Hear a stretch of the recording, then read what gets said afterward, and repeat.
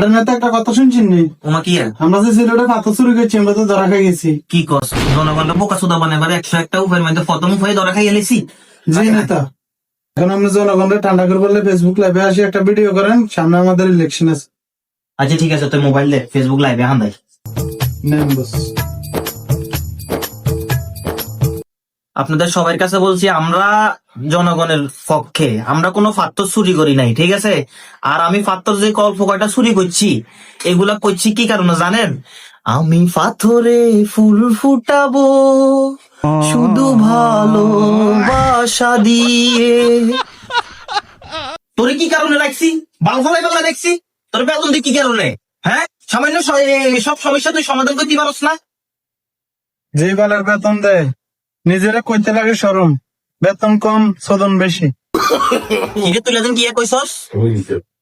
না নেতা কিছু কইতেই নেই।